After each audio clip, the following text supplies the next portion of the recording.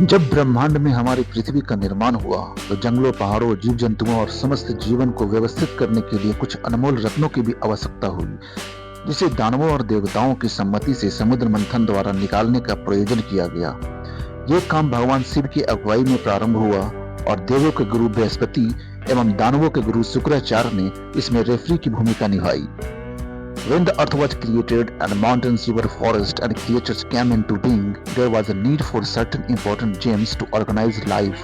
To fulfill this purpose, it was decided to extract these gems through the churning of the ocean.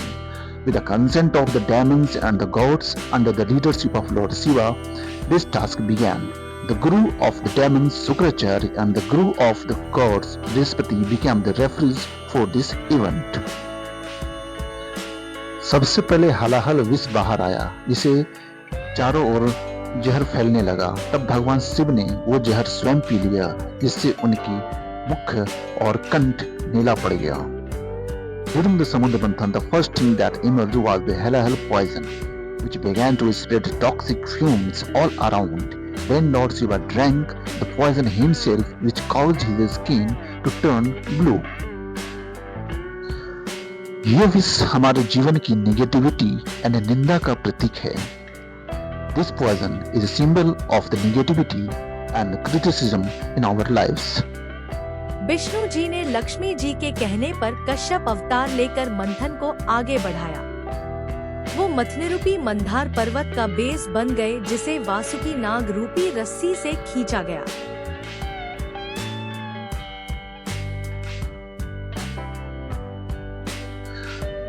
मंथन फिर आगे बढ़ा और इस बार कामधेनु नामक गाय निकली, जो इस बात की प्रतीक थी कि अब आपकी अपार मेहनत के फल को मिलने का समय आ गया है। मंथन moved forward and this time the Kamdhenu cow emerged, symbolizing that the time had come for you to reap the rewards of your immense hard work. अब 6 सिरों वाला सफेद कलर का उच्चैःश्रवा नामक घोड़ा निकला, जो कि शौर्य का प्रतीक था, जिसे राजा बलि ने ले लिया। Next, a 6-headed white horse named Uchashrava emerged, symbolizing valor, which was taken by King Bali. अब की बार समृद्धि और शौर्य का प्रतीक 6 दांतों वाला सफेद ऐरावत नामक हाथी निकला, जिसे राजा इंद्र ने ले लिया। Next, a white elephant named Airavat with 6 tusks and symbolizing prosperity emerged, which was taken by Lord Indra.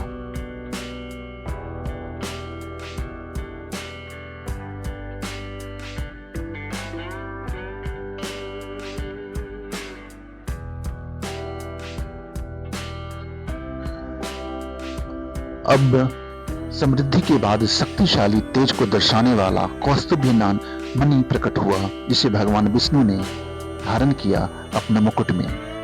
After prosperity, the Kaustubh gem, symbolizing immense power and brilliance, emerged. Lord Vishnu adorned it in his crown.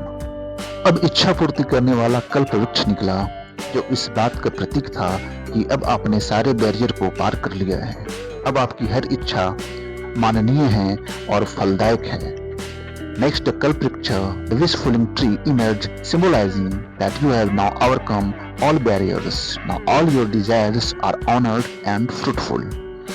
फिर जब सब कुछ मिल जाता है, तो संसार की ऐसी लीला है कि लोगों को भ्रमित भी होना पड़ता है। इसलिए नेक्स्ट रंभा नामक अप्सरा प्रकट हुई।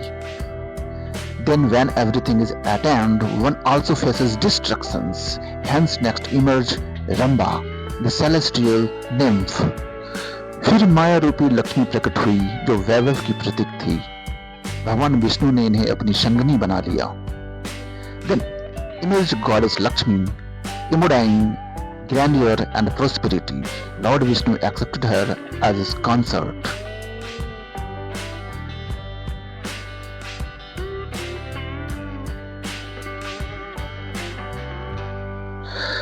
आपकी बार बारोनी मीन्स शराब प्रकट हुई, जो इस बात की प्रतीक है कि सुख समृद्धि यश कीर्ति के बाद आपको गलत आचरण के लिए भी विवश किया जाएगा, अगर आप हृदय से मजबूत नहीं हुए तो।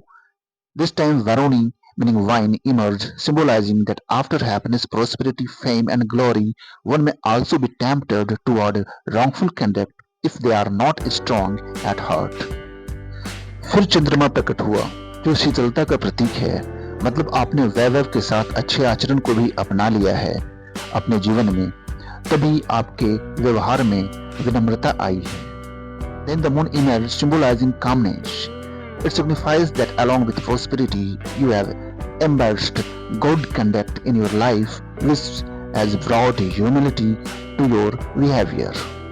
अब पारिजात प्लांट प्रकट हुआ, जो आपकी समस्त इच्छा पूरा करने का प्रतीक होता है, क्योंकि आपने सारी रुकावटों को पार कर लिया है. Next, the Parijat plant emerged, symbolizing the fulfillment of all your desires as you have overcome all obstacles. Next, 5 जन्य शंख निकलते हैं, जो इस बात के प्रतीक है कि अब चारों दिशाओं में आपका जय घोष होने वाला है. Next, the Panjan conch emerged, symbolizing that now victory will be proclaimed in all 4 directions. Last में आयुर्वेदाचार्य धन्वंतरी जी अमृत कलश के साथ निकलते हैं, जो प्रतीक है आप सब कुछ पा लेने के अधिकारी हैं. आपकी अर्जित की हुई प्रतिष्ठा अमिट होगी, इसलिए देवता या दानव इसके लिए लड़ पड़ते हैं, जिसे भगवान विष्णु बहुत ही चालाकी से सुलझा लेते हैं. At the end of Lord Dhanvantari, the physician of the gods, emerged with the nectar pot, symbolizing that you are worthy of attaining everything and the prestige you have earned will be eternal. Therefore the gods and the demons fight for it, which Lord Vishnu cleverly resolves. कुल मिलाकर गौर किया जाए तो समुद्र मंथन हमारे आत्म मंथन का ही प्रतीक है. ये सिर्फ कथा नहीं, बल्कि एक विज्ञान है जिसने मॉडर्न वर्ल्ड को समुद्र से जोड़े रखा है और इसकी उपलब्धियों को बनाए रखा है. Overall, if we consider it deeply, the churning of the ocean symbolizes the churning of our own souls. It is not just a story, but a science that has kept the modern world connected to the ocean and preserved its achievements.